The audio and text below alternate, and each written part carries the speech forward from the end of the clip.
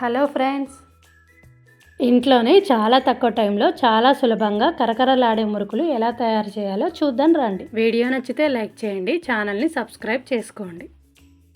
మురుకులు చాలా క్రిస్పీగా వచ్చాయండి, చాలా టేస్టీగా ఉన్నాయి. కేజీ పిండికి ఎన్ని మురుకులు వచ్చాయనేది లాస్ట్లో చూపిస్తాను. ముందుగా బౌల్లోకి బియ్యం పిండిని తీసుకోవాలి. మనకు కావాలనుకుంటే కొంచెం శనగపిండిని కూడా వేసుకోవచ్చండి.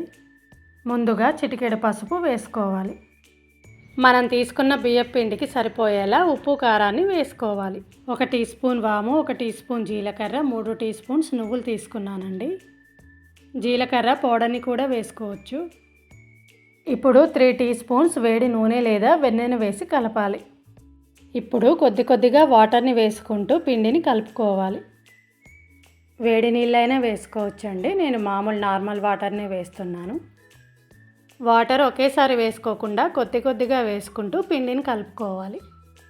పిండి మరీ గట్టిగా లేదా మరీ మెత్తగా ఉండకూడదు. పిండి కన్సిస్టెన్సీ ఇలా ఉండాలి.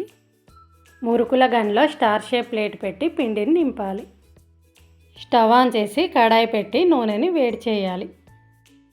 ప్లేట్ మీదైనా లేదా ప్లాస్టిక్ కవర్ మీదైనా మురుకులను ఇలా ఒత్తుకోవాలి. మురుకులు ఫ్రై అయ్యేలోపు పిండిని గన్లో నింపుకుంటూ ఉండాలండి.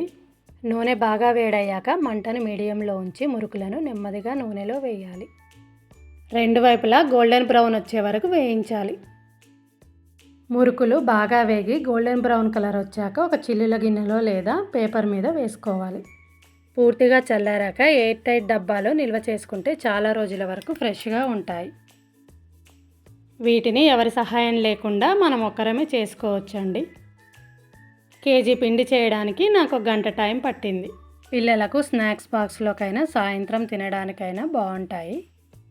కేజీ బియ్యం పిండికి క్యాన్ నిండా వచ్చాయండి మురుకులు. ఇంకా ఈ గిన్నెలో కూడా ఉన్నాయి. తక్కువ ఖర్చుతో తక్కువ టైంలో ఇంట్లోనే చాలా ఈజీగా తయారు చేసుకోవచ్చు.